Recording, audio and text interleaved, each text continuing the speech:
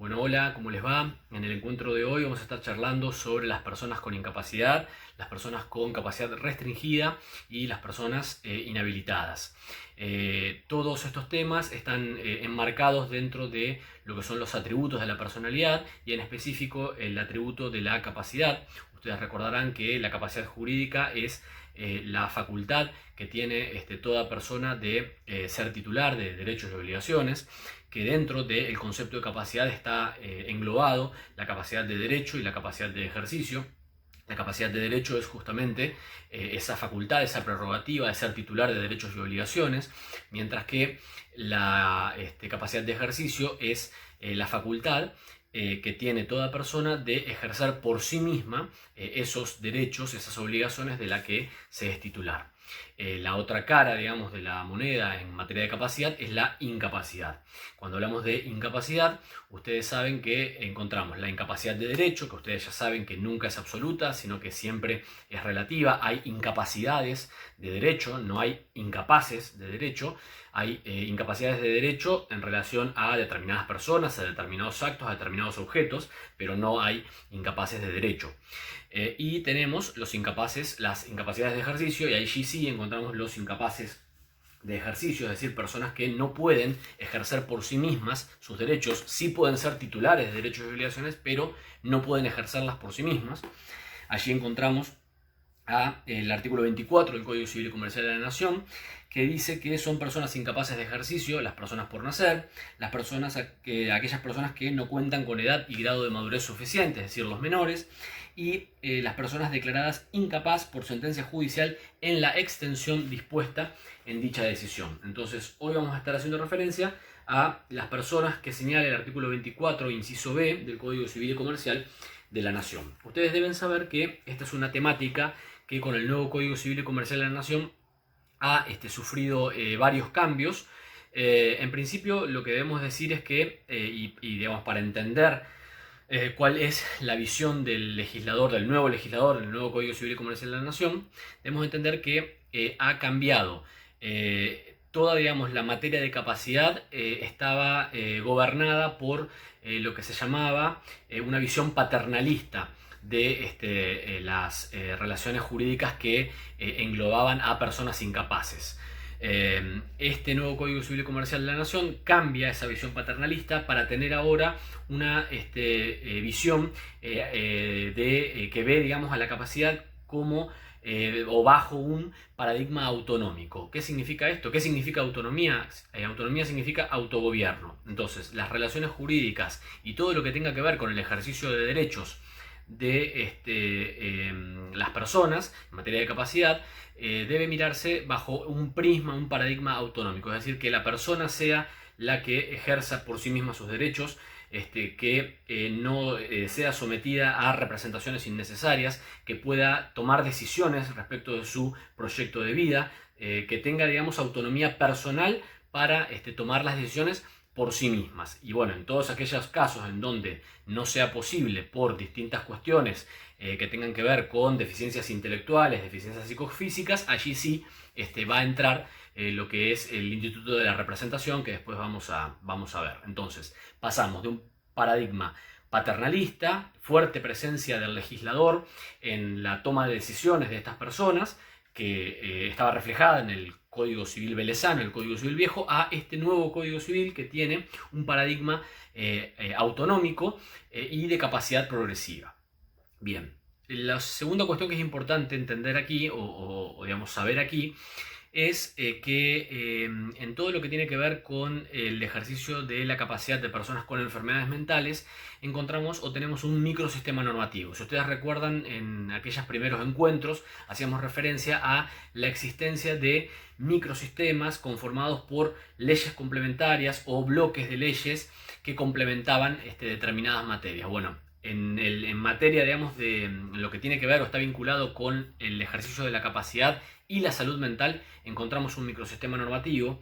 Antes de la sanción del nuevo Código Civil y Comercial de la Nación, ya teníamos lo que se llamaba una ley de salud mental, que es la ley 26.651, que está vigente y que básicamente el Código Civil nuevo reproduce la mayoría de sus principios y normas de esta ley 26.651. Ley que se encuentra inspirada, si ustedes quieren, en distintos tratados, convenciones, pactos internacionales, en donde se reflejó básicamente una idea que hoy es la idea fuerza, digamos, de toda la regulación en materia de capacidad, que es entender que la capacidad es un derecho humano, sin perjuicio de que nosotros lo estudiamos a la capacidad como atributo de la personalidad, entender que la capacidad de la persona es un derecho humano. Toda persona que padece una discapacidad tiene el derecho a que se le reconozca su capacidad jurídica como al resto de las personas y que se reconozca obviamente el ejercicio de esa capacidad en las mismas condiciones que le ejerce una persona con sus plenas capacidades. Es decir, tiene derecho a que se adopten todas aquellas medidas que sean necesarias para igualar a las personas que tienen determinadas enfermedades mentales con las personas que no las padecen en igualdad de condiciones. Bien, les decía, esta ley 26.651, que tuvo vigencia en el año 2009, es decir, previo al nuevo Código Civil y Comercial de la Nación, traía una serie de principios que tienen que ver con cómo se aborda la regulación de la capacidad y el ejercicio de la capacidad tanto en el ámbito extrajudicial como en el ámbito judicial. Es decir, regulaba, digamos, una serie de principios para todo lo que es la intervención pública y privada en el abordaje del ejercicio de la capacidad. El artículo 31 del nuevo Código Civil y Comercial de la Nación viene a recoger esos principios, esas reglas comunes a las que hacía referencia la vieja ley 26.651 de salud mental.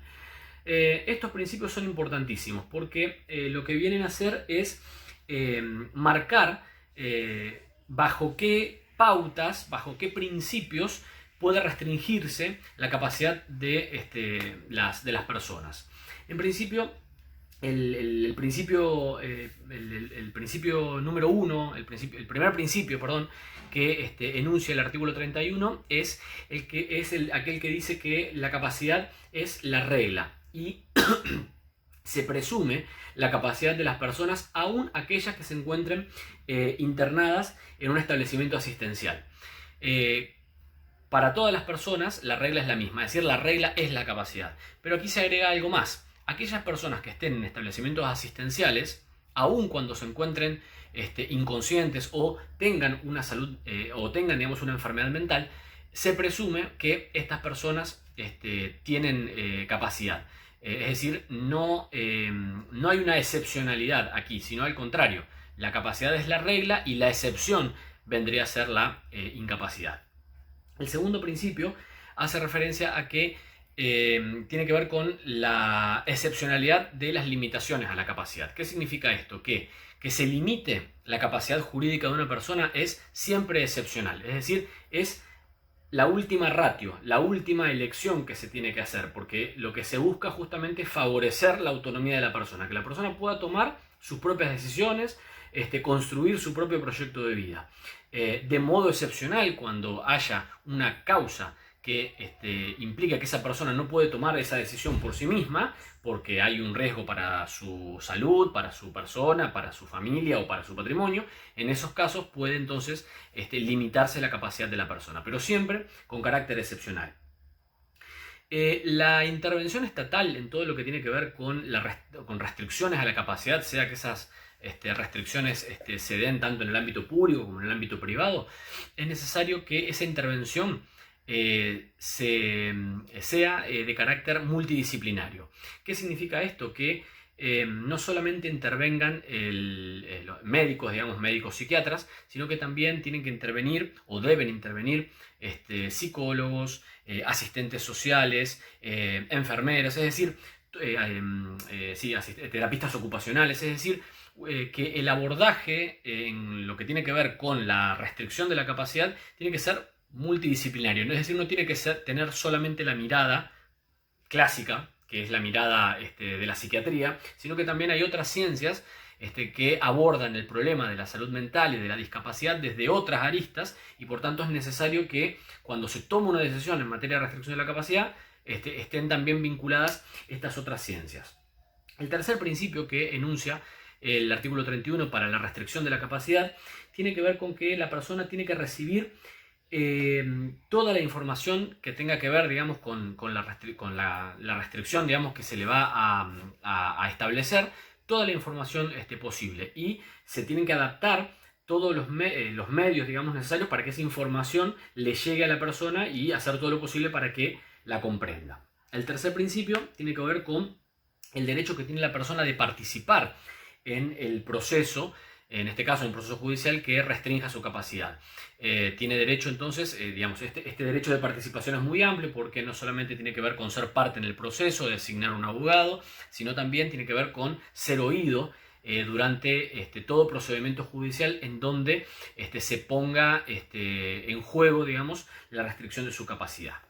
Bien, en materia de capacidad, o restricción, digamos, de la capacidad, ustedes van a encontrar dos situaciones bien diferenciadas en el nuevo Código Civil y Comercial de la Nación. Dos situaciones bien diferenciadas que nos llegan a hablar o nos llevan a decir que hay dos categorizaciones en todo lo que tiene que ver con la restricción de la capacidad.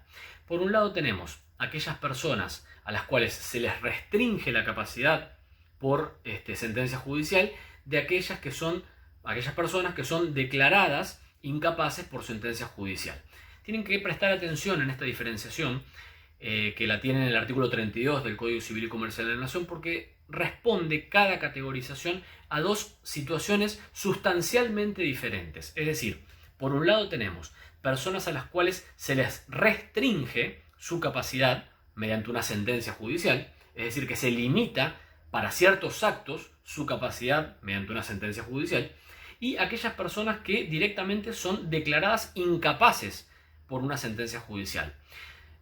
La diferencia es muy grande, toda vez que en el primer caso la persona va a seguir ejerciendo su capacidad, pero va a tener determinadas limitaciones, va a encontrar determinadas limitaciones que ahora vamos a ver, el segundo supuesto, que es la declaración judicial de incapacidad, en donde la persona, debido, digamos, ahora vamos a ver, a la enfermedad mental que posee, es representada para todos los actos de su vida civil por un curador, con lo cual la diferencia, digamos, es muy importante y es necesario que la adviertan desde ya. Entonces vamos a la primera situación, que es la situación de restricción de la capacidad. Un juez puede restringir la capacidad de una persona mayor de 13 años cuando esta persona padezca una adicción o una enfermedad mental prolongada o permanente y de gravedad que cause que la persona pueda dañarse a sí misma, a terceros,